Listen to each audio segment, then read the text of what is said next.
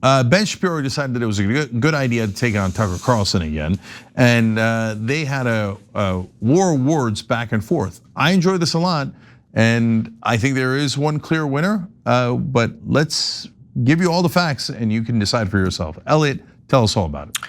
I would also agree there is one clear winner. Yeah, this is breaking news, folks. Two of the worst people that you know are in fact fighting. Pretty exciting stuff. We're talking about Ben Shapiro and Tucker Carlson. So in one corner, you have a simp for Israel. And in the other corner, you have a simp for Russia or whoever he's on at that point. So feel free to pause this video at any moment, pop some popcorn, get ready, because we're gonna dive into some of the drama. Yesterday, Ben Shapiro put out a tweet criticizing the Tucker Carlson network for suggesting that the real reason for Graham Platner's downfall is the establishment. So they wrote, Graham Platner's fall is not really about sex or tattoos. The establishment cared so much about getting him canceled because he opposed their economic and foreign policy programs that serve the powerful and shaft average Americans. To which Ben Shapiro responded, hey, who would defend a far left candidate with a Nazi tattoo, a deep and abiding hatred for America, and multiple rape allegations? I tried speaking as quickly as possible there, but I still can't speak as quickly as possible as Ben Shapiro. One day I'll get there. So we're gonna get into the actual substance of what they're talking about, but first let's get into more drama. So TCN did not take kindly to Shapiro's post. They responded, hey, who would defend the killing of children in Gaza? Yeah, that's a tough one. So kind of hit him with the Uno reverse card there a little bit. And I imagine this is what it feels like when my wife watches Love Island. But anyway, back to the drama. So Ben Shapiro clearly didn't handle this rebuttal well, though I do think it is worth noting that he did not actually deny what the accusation was there about defending the killing of children in Gaza. Check it out. So he said, hey, who would call Donald Trump the Antichrist, host a series of Hamas sympathizers and Nazi stands, praise Maduro and the Iranian mullahs, simp for Vladimir Putin, and promote conspiracy theories about Charlie Kirk's death, all while selling Indian-made nicotine pouches?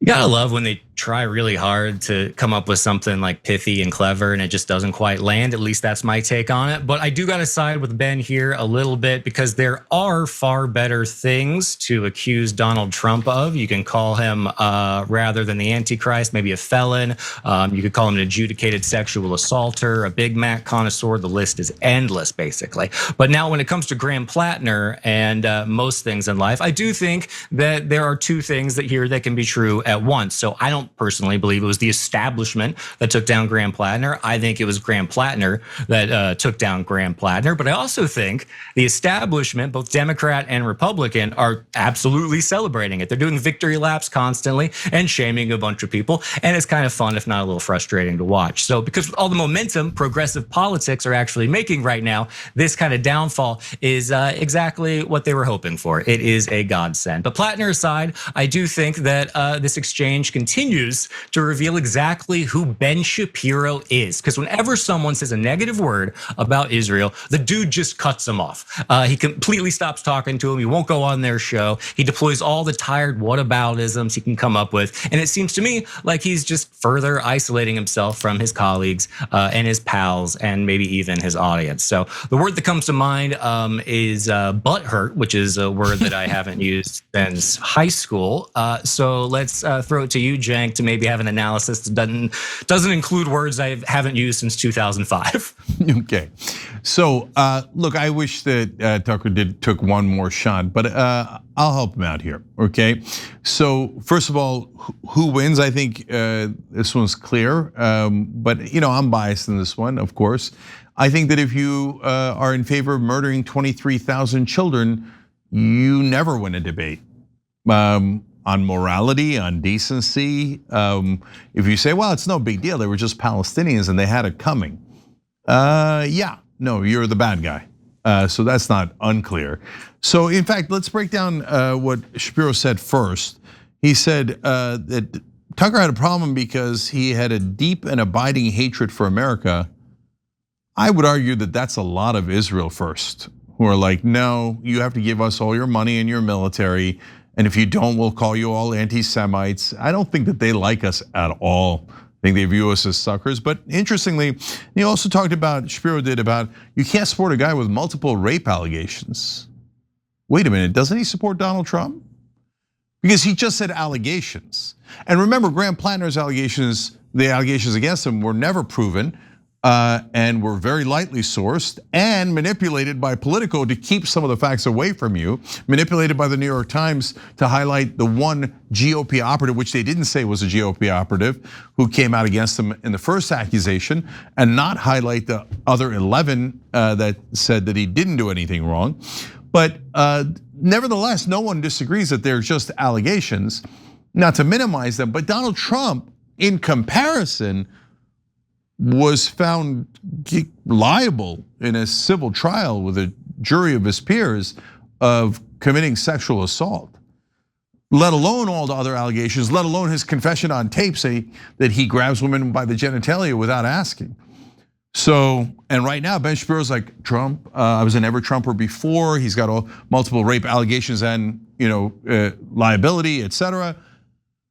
But he's for Israel's wars. I'm for Trump, yeah. So I don't know that you have a lot of credibility to say those things that you just said. And then on the second round of attacks, the Indian-made nicotine pouches. Elliot, this is just a random one, but does he mean South Asian or does he mean in Native Americans? I don't know. That was such a, I feel like he wrote that and was like, this is a banger. This is absolutely gonna shut this whole thing down. But I don't know that that works when you've just been accused of dismissing the killing of children in Gaza. But what do I know? I do think that like when it comes to Trump as opposed to Platner in this situation, if we want to compare, whatever, apples to oranges, apples to apples, the difference I think maybe is like, the way I imagine it is the people on the right, I think, when they support Donald Trump, the most diehard MAGA folks, they don't really mind that Trump has all of these behaviors, whether it's him being an adjudicated whatever, sexual assaulter, whether it's his 34 felonies, whether it's those files that he is evidently in. I think that what Trump does for a lot of folks is he kind of like actually expresses the behaviors that they don't feel like they can express on a day-to-day basis. Whereas on the left, there's a little bit less of that. It's more like, no, you need to be the ideal of what we hope to be. So there's a little bit more, there's a higher standard. I like to think, at least. But yeah, I think when it comes to Trump, when it comes to all the bad things he's done, the reason it doesn't work is because people like that. That's kind of his selling point, I guess, would be my one thought on that.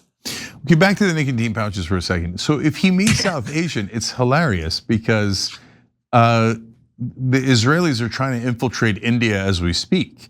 They sent Laura Loomer and a whole bunch of people. Oh yeah, you guys hate Muslims? We hate Muslims. Let's hate Muslims together. Give us money in your military to hate Muslims.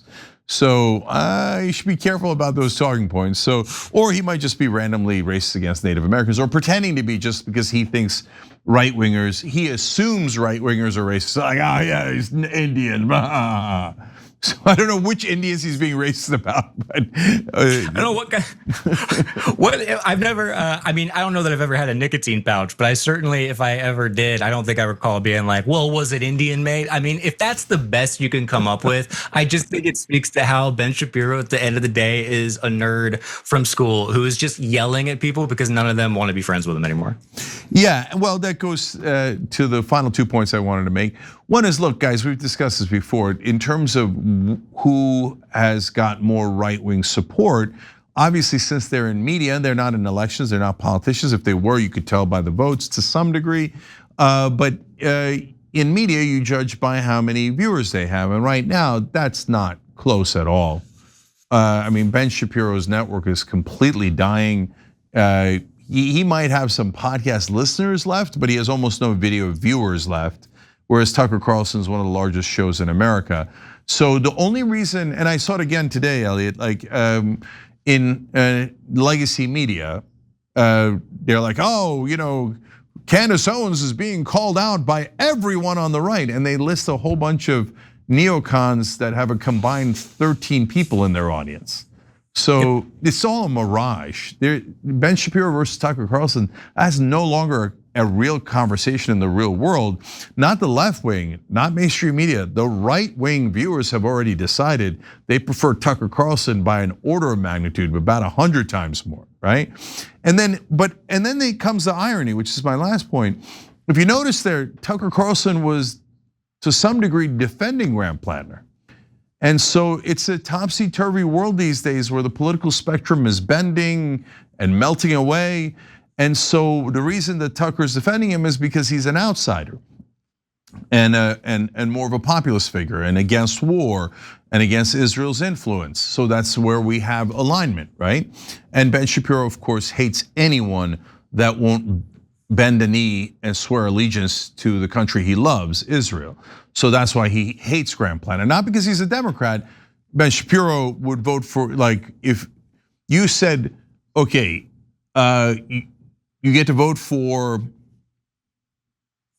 I mean, Tucker's such an obvious one. He would never vote for Tucker, but anyone who's a Republican who isn't 100% pro-Israel, maybe even JD Vance, even though I think JD Vance is, but JD Vance or Chuck Schumer, Shapiro would be like Schumer, because he knows Schumer's gonna serve Israel 100%. He doesn't care, that's why he was a never Trumper.